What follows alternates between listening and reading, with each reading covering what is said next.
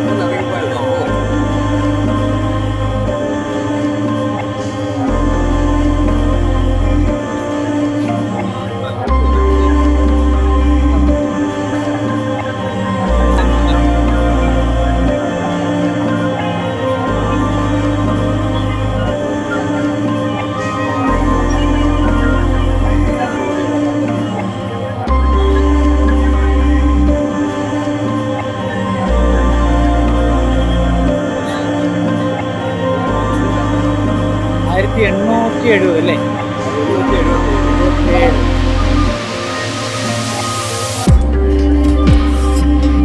2 നൂറ്റാണ്ടല്ലേ?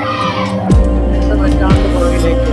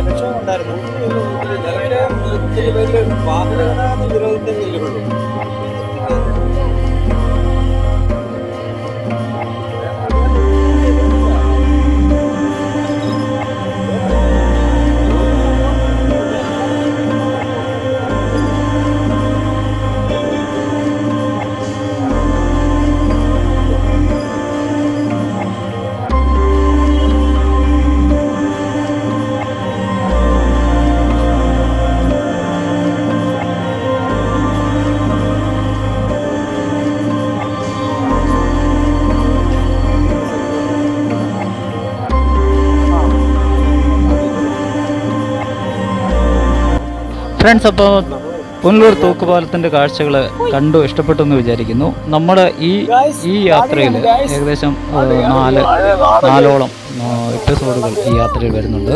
എല്ലാം വിവിധ കാഴ്ചകൾ അടങ്ങിയിട്ടുള്ള മനോഹരമായ എപ്പിസോഡുകളാണെന്നാണ് ഞങ്ങൾക്ക് പറയാനുള്ളത്. അപ്പോൾ കണ്ടിട്ടുള്ള കുറച്ച് എപ്പിസോഡുകൾ കണ്ടിട്ടുണ്ടാവും എല്ലാവരും.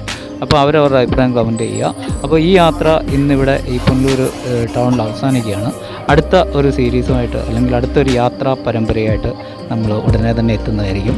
അപ്പോൾ നിങ്ങളുടെ എല്ലാവരുടെയും അകമഴിക്ക് സപ്പോർട്ട് എപ്പോഴും ഉണ്ടാവണമെന്ന് മാത്രമാണ് ഞങ്ങൾക്ക് ഈ അവസരത്തിൽ പറയാനുള്ളത്. അപ്പോൾ നിങ്ങൾ വീഡിയോ കണ്ട് ഇഷ്ടപ്പെട്ടാൽ അത് ലൈക്ക് ചെയ്യണം, അതുപോലെ ചാനൽ സബ്സ്ക്രൈബ് ചെയ്യണം. നിങ്ങൾ കൂട്ടുകാർക്ക് ഇത്തരത്തിലുള്ള കാഴ്ചകൾ ഒന്ന് ഷെയർ ചെയ്ത് കൊടുക്കണം. എല്ലാവരോടും ഒരുപാട് നന്ദി പറഞ്ഞുകൊണ്ട് ബൈ.